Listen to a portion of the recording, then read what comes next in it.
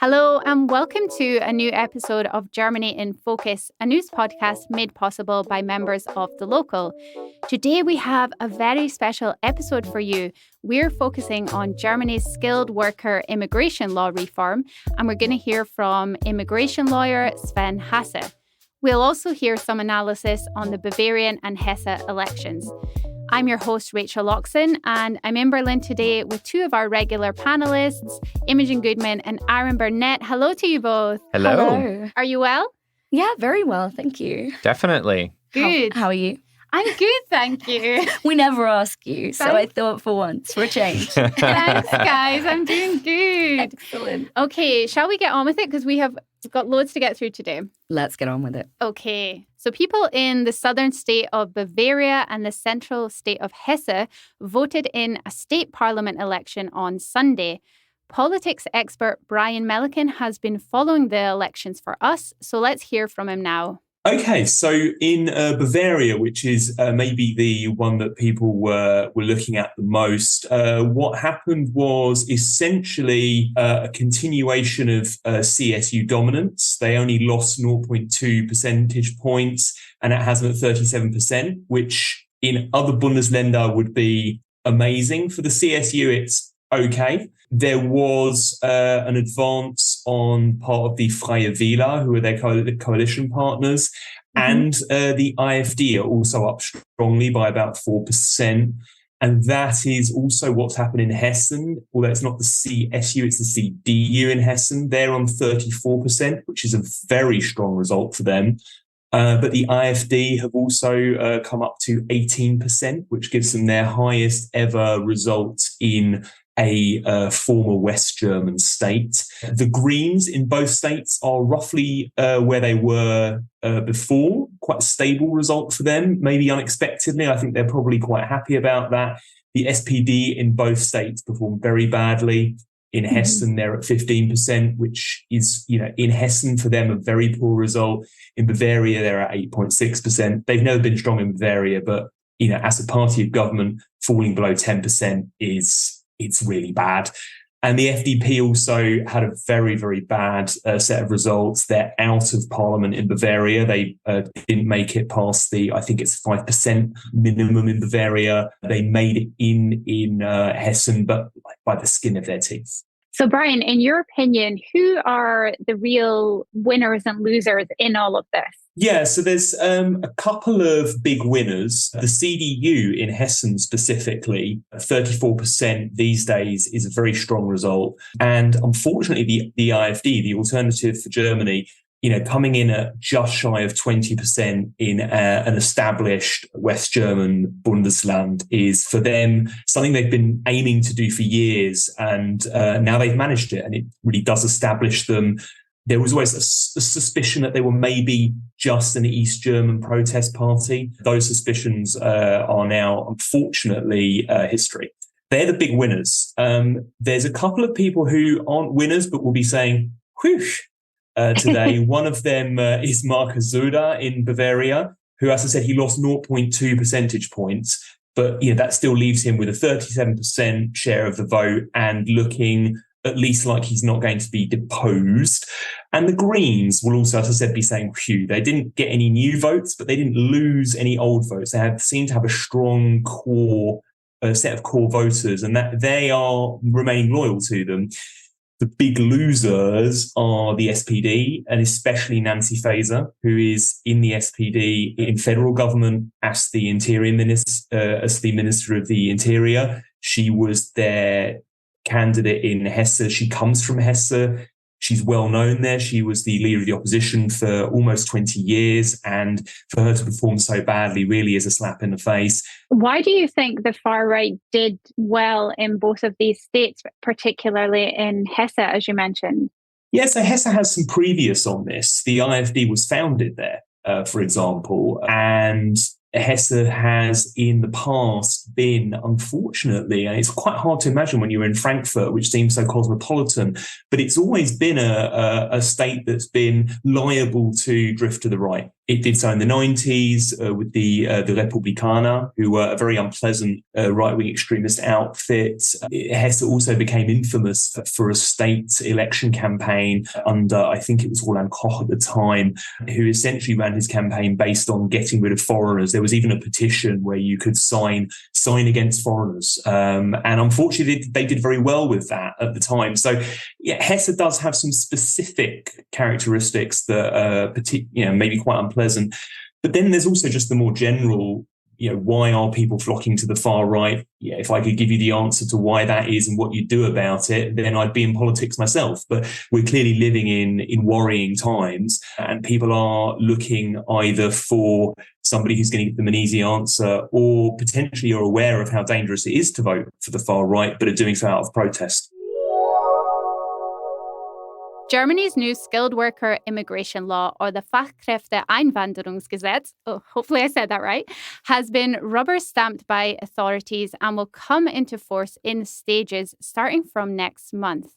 So first we are going to hear from Berlin-based immigration lawyer Sven Hasse, and then we'll have a chat about it in the studio.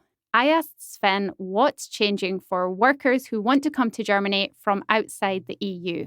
The parliament has already voted, and it's not on the process anymore like the naturalization. So it is clear when several steps come into force, and we have different modifications of the Skilled Workers Act. To come to your question, what is the big change, or what is the announced big change? At the moment, immigration is only possible for skilled workers if you have a recognized degree or a recognized vocational training.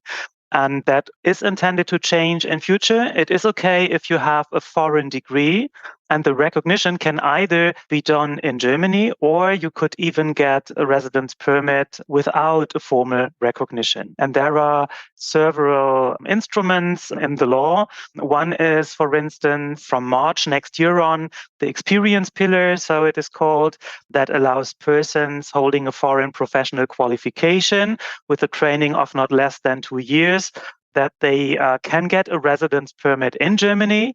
The further requirement is that the degree they have is already recognized in their country, and they have 2 years of professional experience in the last 5 years. So you see, there are a lot of conditions in the law that is typically German, I'd say. So one does it very clear, but on the other hand, very bureaucratic. And one has to see that's, of course, maybe the big obstacle of the changes. They might be a little bit bureaucratic. Let's come to another change, which comes into force in June next year. So don't ask me why one is in March, the other one is in June. But the one in June is the opportunity card, which is a so-called point-based system.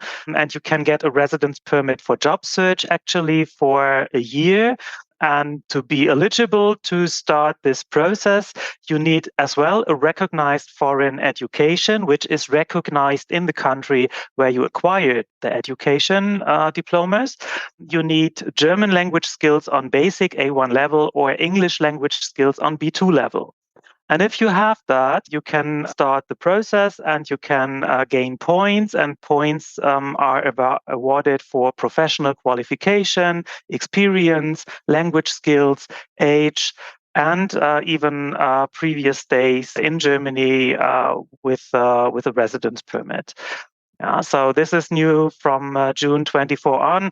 It is not really clear yet how that really works, who's responsible for awarding these points. So this is still an open question. But to summarize, we're going to see a change from recognition is required to if you have a foreign degree and this foreign degree is recognized abroad, you can get the chance to get a residence permit for Germany.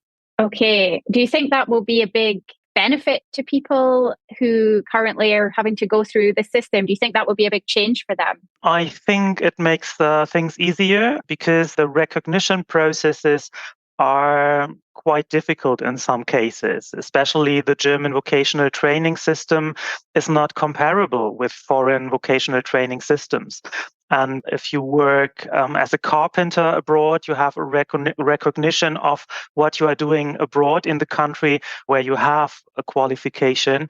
Then it is quite difficult at the moment to get that recognized here. But in future, you can prove that you have working experience, and then it is not required to work. Do you think that the changes in the law will attract a lot more people from outside the EU to Germany? I think that the change in the law is communicated widely, and a lot of people consider to start their application. Yes, I think so. But on the other hand, if they get in contact to a German consulate and to figure out what they need and when is it possible to apply, and if the answer is, well, you might have an appointment in 9 months, then it's not so attractive anymore like other countries. So one has to say Germany is on a competition with other countries who are in the need for skilled workers as well. And Germany is not the most attractive country. The simple reason is the language barrier. If you go to the UK or to the US, it's much easier to get access to the society. Another part of the law that our listeners and readers of the local Germany are very interested in are the plans to expand family reunification that we've heard a little bit about. Can you help to explain how that would work under the changes? Yes, so there are two modifications regarding family reunion. So the first one is that blue card holders who already have lived with their family in another EU country are allowed to apply for a residence permit inside of Germany. So it's not required to undergo the visa process for the family members. But this only applies if the skilled worker has already lived in another EU country with the family. The second one was a big deal in the media, I'd say. That was the family reunification of parents or parents of spouses, which was announced by the government. And you have to know that at the moment it's almost impossible to bring your parents to Germany, even if you are German. But family reunification of parents only works to minor children at the moment. And in future, it is intended to allow family reunion for parents to skilled workers, but only if the skilled worker has received the residence permit after March next year. So that is maybe something important for your listeners, that if you are in the process and if you intend to make your degree at a university and you want to bring your parents, then better don't apply for a residence permit as skilled worker before March, because otherwise there is no chance. And it's a little bit strange because no one going to profit, no skilled worker going to profit if he or she is already in the country. And no family reunion to Germans will be possible in future either. Yeah, so that's so interesting. What is the reason? The reason is that the German government wants to make it attractive for new skilled workers to come to Germany. And everyone who's already there is already there. There is no need to make it more attractive. Ah, okay. So this is the incentive. Mm-hmm. Yes. Would people be able to, for example, who were already in Germany as a skilled worker before March, would they be able to apply for a permit after March, like an updated one? They can only profit from the new regulation if they have no residence permit as skilled workers, so not for the purpose of work.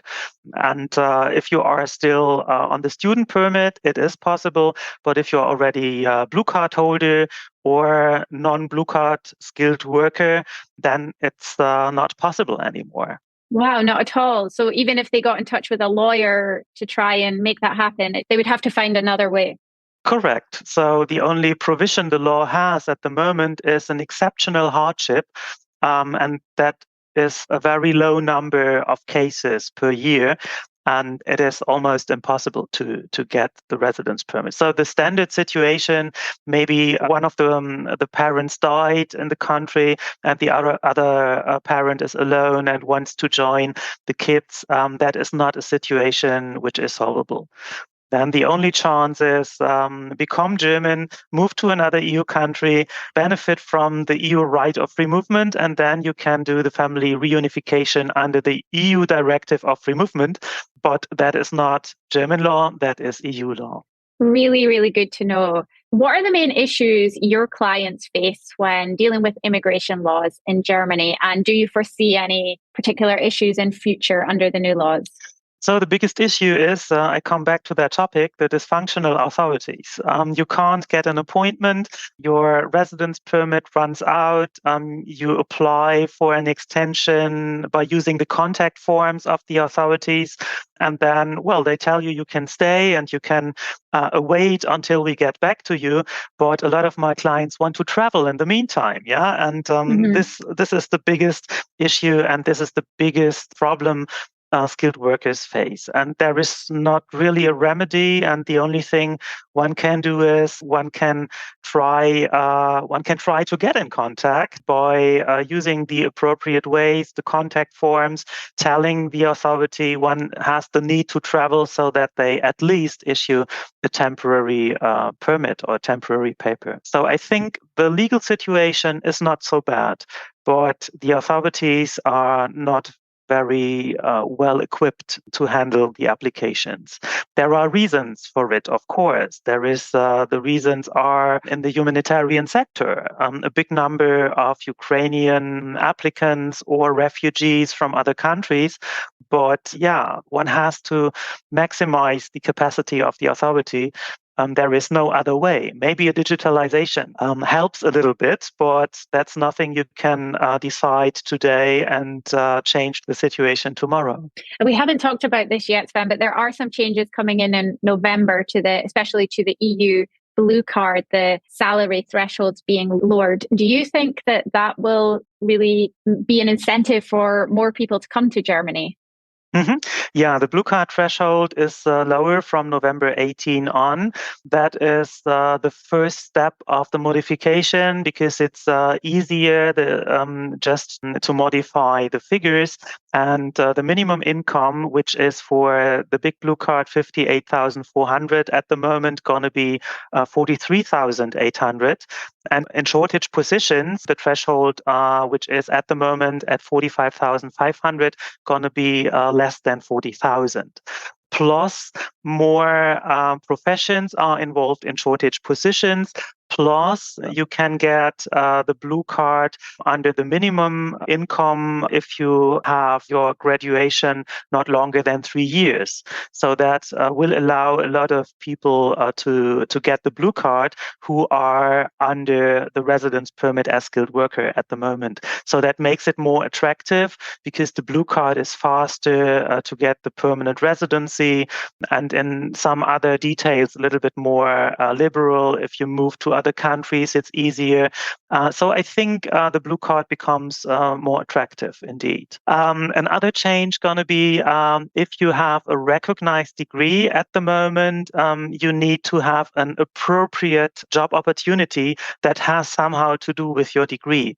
And from November 18 on, this is a little bit liberalized. So if you have a recognized degree or vocational training, you can take up every skilled worker position. So you can't work in a helper job, but you can work in a qualified position in a completely different field. That is new from November 18 on, and that's going to liberalize the situation for a lot of students who are struggling after their graduation to find an appropriate job in their field. And is it also the case that if someone, for example, an IT worker is on a skilled worker residence permit currently, can they apply for the EU blue card after the changes? Definitely, they can. There is a special provision or are some other provisions for IT specialists.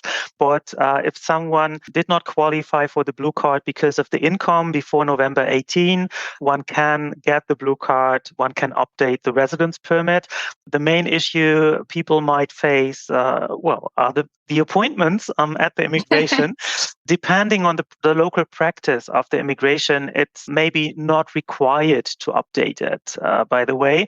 So, for instance, the Berlin immigration, they have the practice that it is, if you apply for permanent residency, it is fine for them if you worked under blue card conditions for the required period of time. And it is not required that you hold the blue card in your hands. So you could directly update if you qualify for the blue card and the skilled worker residence permit is still valid, you could directly update to the permanent residency after 21 months of working under blue card conditions. However, make sure that the local authority has the same approach. And if they don't have that, then maybe it's a good idea to get the skilled worker residence permit updated. Really helpful. Lastly, Sven, do you think this whole reform brings about a cultural shift in Germany? For example, a more welcoming culture? I hope so. So Germany has never seen itself as country of immigration like the US or Canada. And immigration has been viewed from humanitarian perspective for decades. And society must learn to appreciate diversity in any kind. And I think that foreign workers will certainly help to bring that change in mind. And of course, the shortage of skilled workers brings the need to change the mind a little bit. Really interesting from Sven Hasse there. Let's talk about some of the points. So Germany has got a lot of competition up against other countries, especially the English-speaking ones. Aaron, how do you think Germany will compare to other places as a destination for skilled workers under the new rules? Well, Rach, English-speaking countries like Canada, the US, UK, Australia, Ireland, and New Zealand have a built-in advantage of having a language that many skilled workers already know. So it's easier for them to settle in there. But some of those countries, particularly the UK, have been putting up more barriers in recent years, even to skilled immigration, by increasing the fees to apply for skilled worker visas, for example, or by requiring large salaries to pay for those fees to qualify or to bring their families over to prove that they can support their families. Germany's reforms are going to give people more bang for their buck there, as the economic hit of coming over is a lot less. So they might be more attractive to people in their early to mid-careers who are skilled but aren't commanding the highest of salaries just yet. Mm-hmm. On the language front, the German point system, while taking inspiration from Canada, is looking to make the upfront German requirement a bit easier, with A1 German or B2 English qualifying you for a Chancenkarte, an opportunity card, which is really the government reasoning that you can learn German when you get here and have the chance to be immersed. Your skills are needed now. Elsewhere in Europe, countries like Sweden and Denmark are tightening up immigration and residence requirements, and Germany and Austria have been going in a bit of the opposite direction here with the trend. They're both opening themselves up to more skilled immigration. So let's take a look at Austria for a sec. Mm-hmm. Germany here might be gaining the advantage, I think, now with this legislation over its smaller German-speaking cousin through the Chancenkarte. Austria also runs a point system, but you need to have a job offer. Right? Yeah, so it's a big difference. Yeah, and only then are the points applied, and then you have to make the points. Under the Chancenkarte, you'll be able, if you have the points, you'll be able to come to Germany to look for a job, which gives you the chance to network and interview from here, which is an advantage. What about residency then? Well, Germany's EU Blue Card in particular allows you to go for permanent residence after 33 months, or sometimes as short as 21 months if you pass integration and language exams. Austria, which we've been talking about, you have to jump through a lot more hoops. This is also true of other countries as well. Before you're eligible for permanent residence after 5 years. Austria, for example, you're not eligible for citizenship until you've lived there for 10 years, and you aren't allowed dual citizenship. In some of the Nordic countries, we have 8-9 years before you're eligible for those kinds of things. Germany's upcoming dual citizenship law starts looking a lot more attractive by comparison because it provides people with a real option to integrate fully into the German community eventually, up until now, Germany's main disadvantage against Austria or a few other countries was its very high salary threshold, for example, for the EU blue card, the amount of money that you needed to make to be able to qualify for one. It's been a lot higher than some of those countries in the past. But with this, as we've heard from Sven, with some of those thresholds being lowered, Germany is starting to look more attractive to more recent graduates. So people who have their whole careers ahead of them still and could spend those here. Absolutely. So it does sound like a big step in the right direction. But as we all know, as we've been hearing about, as we've experienced ourselves, the bureaucracy, the red tape are still a massive problem. Oh, yes. How do you think this would need to be tackled? Yeah, I mean, I would really describe this as something of a Teufelskreis or a vicious circle, basically. As we've mentioned before, and as Sven pointed out there, you need workers in the immigration offices to combat the worker shortage, but these applications aren't being processed because of the worker shortages in the immigration offices. So obviously, I would say two things need to happen, more staff and more digitalization. Obviously, it does make sense to increase staffing in the offices if you're suddenly going to have 100,000 more applications a year and they're already sort of up to their eyeballs in this paperwork. But it's worth asking as well, where could things be more efficient? You hear of people spending half of their day on data entry tasks, which what does that mean? Well, it means having a paper form and then typing everything into the computer.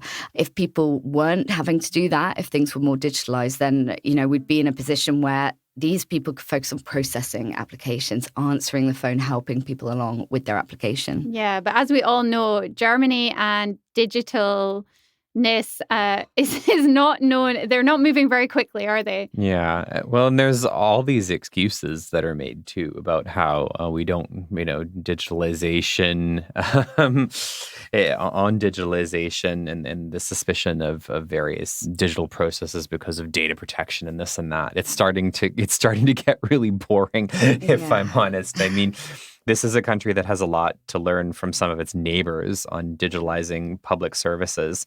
Obviously, it's not a be-all and end-all, but it really is sometimes, easier than you think. Just look at someone else, anyone else, Estonia, the Nordics, people who have actually managed to do this better and just do some of these things. Yeah. How do you think they could actually get a move on and do this? Well, I wonder about this kind of federalized system, about everything being so fragmented.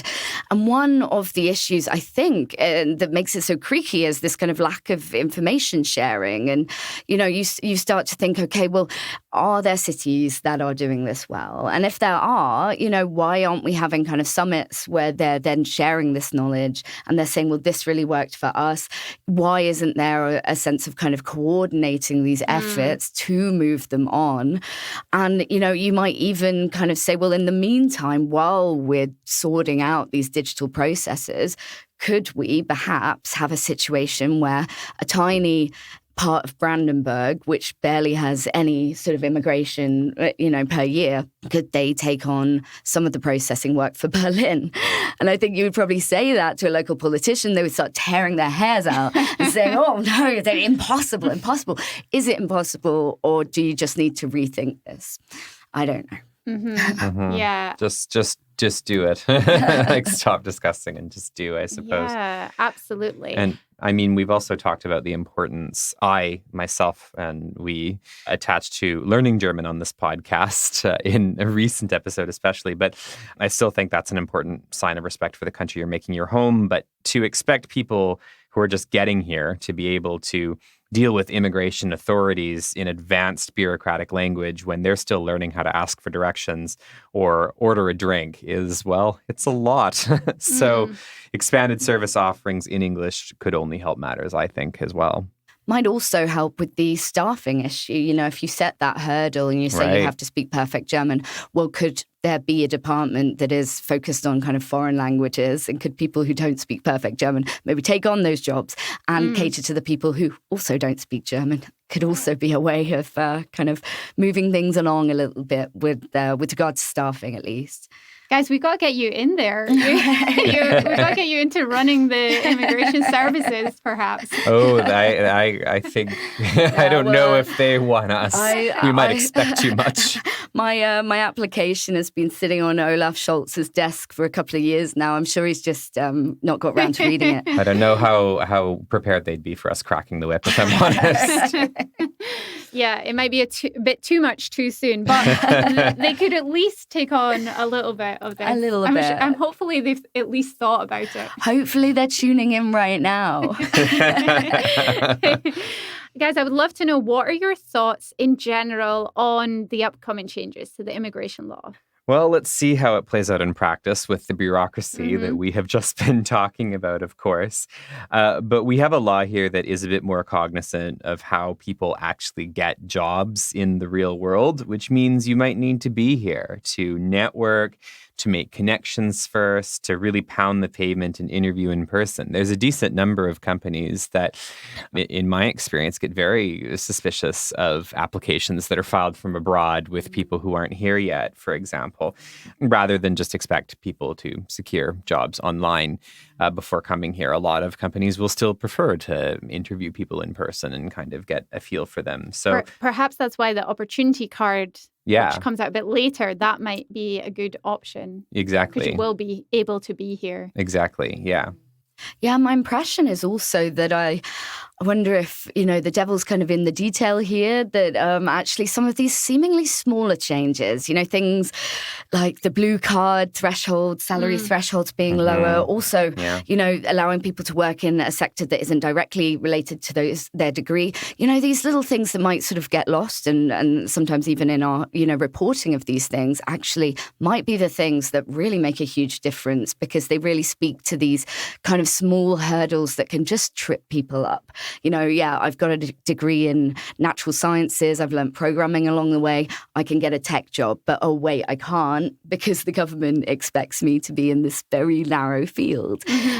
So those kind of things, I think, are great. And as Aaron says, really acknowledge the realities that people are kind of working in. Also, I think, as Imogen was just saying, the salary threshold that you brought up right now, we do seem to perhaps have a law on the table now, which, unlike some other countries, seems perhaps better suited to getting younger skilled workers here who aren't commanding those huge salaries yet, but have a lot of potential. And they may well spend a long time here and go later and advance in their careers if they're here. And if that's the case, so much better for the country. Yeah, I do think, though, that the success or failure of this law really will be in the implementation, and it will be in the communication.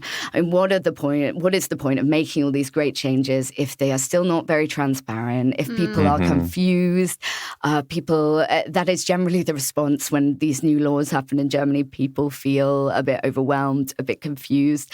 So they need to get the info out there about the routes, like the points-based system, and they need to make it transparent. They need to have step-by-step information in English, so people who don't have an immigration lawyer, don't have time to dig through loads of German documents, they know what the route is and what steps they need to take. So I think that's going to be a really huge part, and we won't know how that is working until this comes into force. Absolutely. That's a big point. I mean, the law itself seems more reasonable on language. It gives people the opportunity to learn from a position of having work here so they can support themselves and integrate in the community and practice German while they are actually here. The flip side of that is that you hope that people coming here will actually do that. But if the bureaucracy remains, in a whole bunch of confusing German, you wonder sometimes if that might defeat the purpose. So I guess we'll see on implementation. One thing that I would add that I talked about with Sven is that the Make It in Germany site is a really helpful resource, and it is in quite a lot of languages, different languages. So that is really helpful. I mean, it is still, of course, confusing. And there are also a lot of details that haven't been clarified yet. I think even in the government, for example, who is working with qualifications being kind of ticked like, yes, they are accepted by the country in question, who's kind of processing that at this end. Absolutely. Hopefully they won't spend months arguing over that kind of thing, and hopefully we just get clear, quick decisions that are transparent, that people understand. And there's one last thing that we can say as well. I mean, the law, the success of the law also depends on the success of another law, I would argue. And that is, let's not forget our favorite new piece of draft legislation that we love to report on at the local Germany. And that is the dual citizenship law. Now, as we've been saying before, we do hope that people actually learn German when they come here. But under that law, the language requirement for both permanent residency and then citizenship remains B1. So it's a good incentive to learn. You can have a great skilled immigration law, but if you don't provide people with the opportunity to realistically integrate into the German community while maintaining their ties with their homelands in a world that is smaller and more globalized, you're just not going to be as attractive, period. So we hope to see some movement before the end of the year on that dual citizenship law. We have heard the beginning of November, so stay tuned for that. Yeah, that it will be debated in the Bundestag. Yes, exactly. Yeah. That the Bundestag will finally get to it and hopefully pass it to the Bundesrat before the end of the year. Definitely. They go hand in hand, this reform package. It was interesting to hear about family reunification only applying to people the changes only applying to people who apply after March 2024. What do you think about that? Yeah, I think, as Sven said, the message here is really clear. If you're not here yet, we're going to pull out all the stops. If you're already here, we're not really committed to making life easier for you. So in a way, I can really understand that. So there might be concerns about a lot of elderly people suddenly coming, parents who are going to maybe rely on the state, going to use the healthcare system more. So I understand that. And I would also predict that had they done that in a sort of backwards working way, then the right-wing press would have had an absolute field day. That said, I can see why people are really disappointed with that. That's something we've heard from readers. There's a lot of hurt, actually, disappointment. And yeah, it's great for future workers. But could they perhaps just work on making German law a bit more relaxed, maybe more in line with EU law more generally, if they don't want to go that far, and then just sort of solve this issue for more people generally? Well, the idea that you don't have to worry about keeping people who are already here is also a bit of an interesting idea. We all know family circumstances can change and that things that aren't, true today could be true tomorrow. And someone who can't bring their family here as and when it becomes important may well decide to go elsewhere, including within the EU, which, as Imogen was saying, their EU law seems to be a bit more relaxed on this particular question. So you might go to another EU country and you might take your skills there, and there's no guarantee that Germany is going to get that person back if that happens either, right? Yeah, absolutely. Imogen, you put a survey out to readers, which you'll be writing up soon on the local Germany. What's the general feeling? I'd say generally our readers did have a really positive view of the changes. So almost 2/3, that's 64% of our respondents said they approved of the new law, while around sort of 29% said they didn't. But I would say the responses could be summarized as a step in the right direction, not quite there yet. So interestingly, almost half of our respondents actually said that family reunification changes were the most significant thing about the law for them. While others mentioned the lower blue card salary threshold, the opportunity card, so this points-based system, and the new benefits and incentives for international students. There was quite a lot of annoyance, as I mentioned, at the fact that a lot of big benefits, and especially family reunification, will only apply to future generations of migrants rather than the people who are already here working and already paying their taxes. I think people also pointed out, which is something we've been talking about, that there is much more Germany can do to improve things for foreigners, either making the system easier to understand, providing a more welcoming environment, offering more information in English, and just trying to speed up the processing of applications or actually giving people appointments within a reasonable period of time. Other people also mentioned that they felt the new immigration laws wouldn't necessarily change the fact that a lot of German employers might be prejudiced against migrants or people with foreign names. And while these outdated views persist, Germany still will not be an easy place to settle in. As I said, people do feel this is a step in the right direction. But yeah, there's a lot more that could be done. Another thing I wanted to chat about, Germany is dealing with an influx of migrants at the moment, and the coalition government is struggling to figure out how to deal with the situation. A lot of asylum seekers or people just looking for a better life.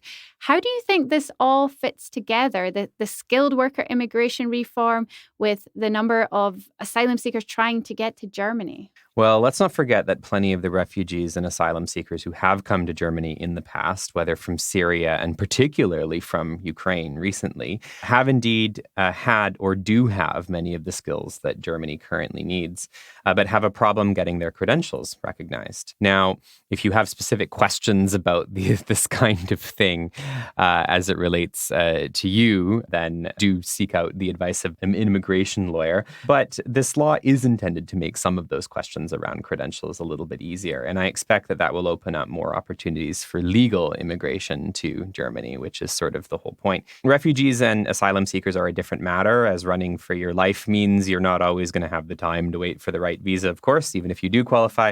But economic migrants who choose to come to Europe illegally may end up finding a more skeptical German public and politicians who might well ask, look, we've opened up more legal routes for you to come. Is there a reason you can't use those? Yeah, I mean, I think this is a very interesting issue, in Germany right now. And for me, I'm just amazed by how much cognitive dissonance there is here. On the one hand, they're saying, oh, God, what are we going to do with all these people who are of working age who happen to be in the country, and how are we going to process them? And on the other hand, they're saying, oh, God, how can we get people of working age into the country and put them to work? We do have sort of a particularly interesting scenario with the two tracks, right? We have the people largely from the global south. We have refugees, people from Syria, also economic migrants, as Aaron said. And then we have the Ukrainians. Mm-hmm. And the Ukrainians don't have endless waits. They can work straight away. And actually, the stats are showing that a lot of Ukrainians who have been here just over a year, they are either working or they're studying German. And I think that maybe might be a lesson of, is it really about telling people not to come, or is it about treating them the right way when they're here and finding the best way to integrate them into work and into German society? So I think that's going to be a conversation that we carry on having, and that is going to be a big sort of part of this puzzle to solve for the government. Really good points from you both there. Thank you so much. I really enjoyed that discussion. That's all for this week. Thank you so much for listening, and please leave a review or rating wherever you listen to your podcasts. This week's panelists were Imogen Goodman and Aaron Burnett. Our guests were Brian Melican and Sven Hasse, and our sound engineer is Rhys Edwards. We are taking 2 weeks off the podcast and we'll return in the first week of November. So remember to hit follow on wherever you listen to your podcast so you get our updated episodes. I'm Rachel Loxton, and until then, take care.